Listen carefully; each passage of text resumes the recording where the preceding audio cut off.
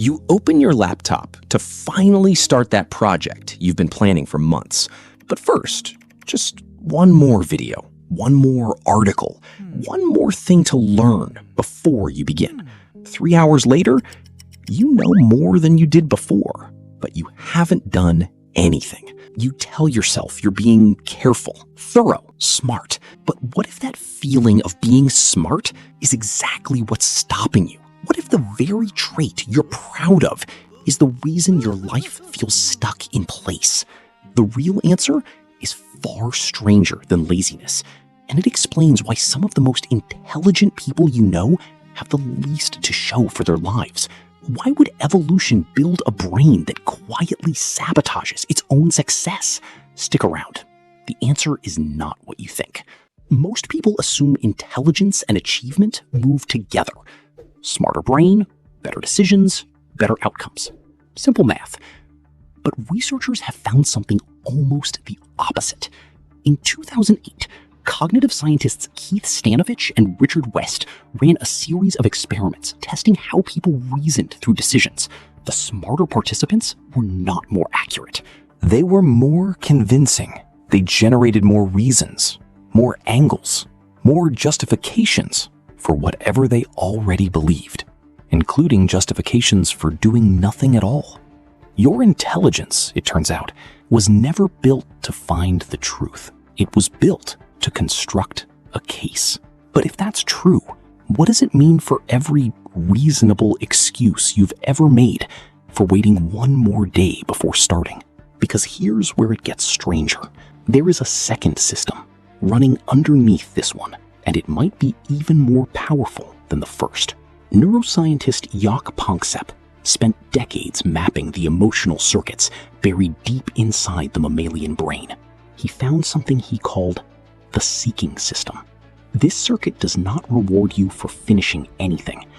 It rewards you for searching, gathering, exploring. Simply hunting for new information releases dopamine, the same chemical tied to motivation and reward. Reading one more article about your goal feels like progress. Neurologically, in some ways, your brain treats it exactly like progress. Your brain cannot always tell the difference between preparing for a life and actually living one. So consider this. If seeking already feels this good, why would your brain ever push you toward the harder, riskier, more uncertain act of finishing? It wouldn't, unless something forced it to.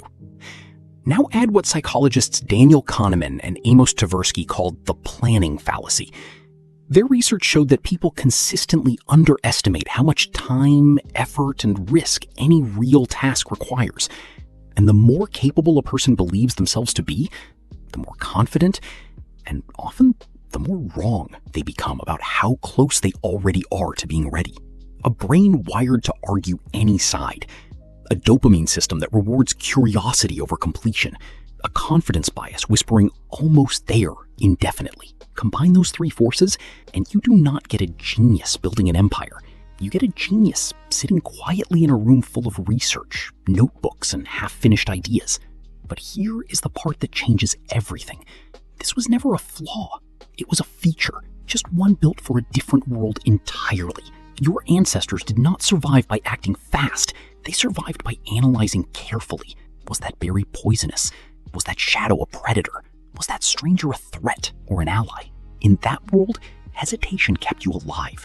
Endless analysis was insurance. The people who paused, gathered more information, and waited for certainty were often the ones who did not die from a single wrong guess.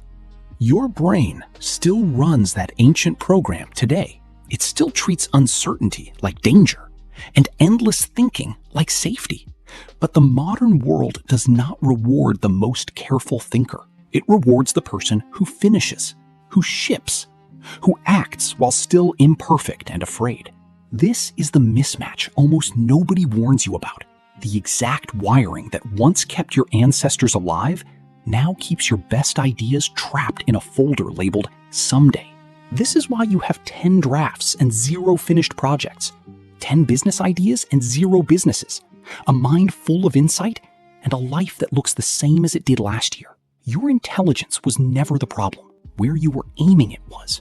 You are watching this video right now, and some part of you may feel like this counts as doing something. It doesn't. Understanding a pattern and interrupting a pattern are two completely different acts. One feels like progress. The other actually is progress. This is why you can watch hours of videos about discipline and still act with none. Why you can read 3 books on starting a business and still not send the first email. Why you can know exactly what the research says about procrastination and still procrastinate anyway. Your seeking system is fully satisfied right now. Your action system has not even been asked to show up yet.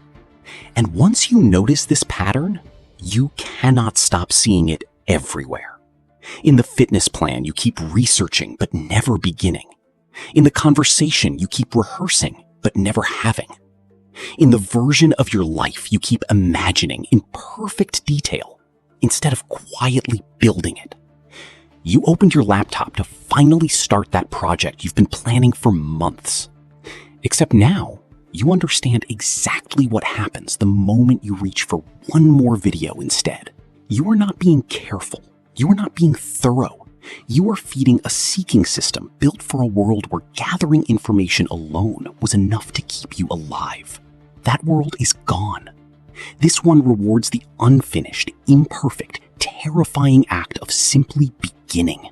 The next time you feel that familiar pull to research just one more thing before you start, you will recognize it instantly for what it actually is. And once you see it clearly, there is no unseeing it again. The only question left is what you are going to do the next time it happens.